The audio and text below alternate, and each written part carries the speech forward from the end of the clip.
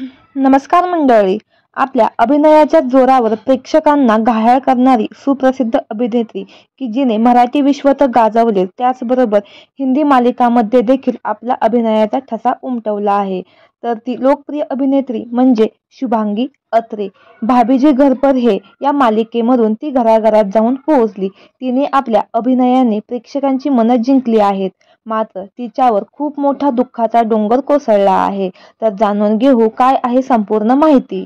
तत्पूर्वी आपल्या AJ Marathi news या चॅनलला सबस्क्राईब केलं नसेल तर नक्की करा, जेणेकरून मनोरंजन विश्वातील अशाच ताज्या घडामोडी सगळ्यात आधी तुमच्यापर्यंत पोहोचतील. अभिनेत्री शुभांगी अत्रे यांनी लग्नाच्या 22 वर्षांनंतर आपल्या पतीपासून घटस्फोट घेतला होता.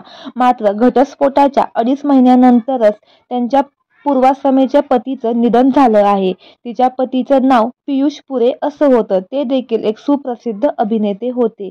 या जोडप्यांनी 2003 मध्ये लग्न केलं होतं. 22 वर्षे एकत्र राहिल्यानंतर ते आत्ताच वेगळे झाले होते. 2019 पासून दोघांमध्ये खूप वाद होत होते, पण फक्त ते आपल्या मुलीसाठी एकत्र राहत होते. पण कालांतराने त्यांच्यात बिनसलं. पियुष हा दारू खूप पीत होता. याच कारणाने ते विभक्त झाले होते.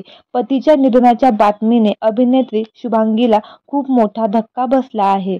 जरी आम्ही विभक्त झालो असलो तरी एकमेकांची विचारपूस आम्ही करत होतो. तसेच आज मी जी काही आहे ते फक्त पियुष मुळेच. तर मंडळी, तुम्हाला भाभीजी घर पर है ही मालिका आवडते का? हे नक्की कमेंट बॉक्समध्ये कळवा. धन्यवाद.